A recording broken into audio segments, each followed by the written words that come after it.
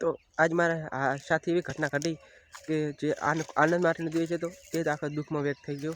તો મિત્રો આજ મારા ખુશીનો દિવસ હતો કારણ કે મારા ખાસ મિત્ર પ્રવીણના લગ્ન હતા અને એના લગ્નમાં આપણે બહુ તૈયાર થઈને જાણું હતું. પણ મિત્રો જેવો સવારમાં ઉઠ્યો એટલે ખબર પડી કે આજ પોણે વાળવું પડશે. તો 10 વાગ્યાથી પોણે વાળ્યું.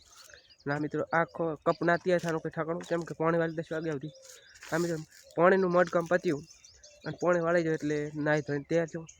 અને એવામાં તો ખબર પડી કે બાઇક પણ આપણે હાજર નહીં અને કોઈ સાધન પણ નહીં. તો મિત્રો 10 કે 15 કિલોમીટર આપણે ચાલીને જવું પડ્યું પરવીનના ઘર.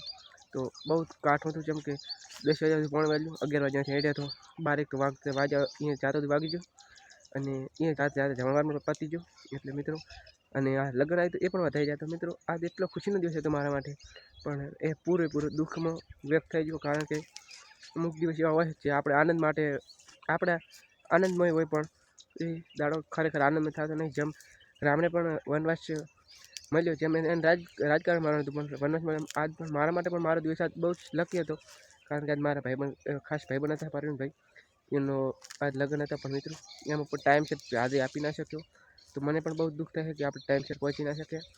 હા પણ હવે જણની વાર છે તો જણમાં તો આપણે ગમે એમ થાય ટાઈમ સાચવાનો. બાકી જો લખેલા છે ને કે આપણે દાડો બરબાદ થવાનું તો બરબાદ થવાનો છે. અને આ મિત્રો આ પણ આજ ઘરે પણ વહેલું આવવું પડ્યું, કોઈ ઘર નહોતું.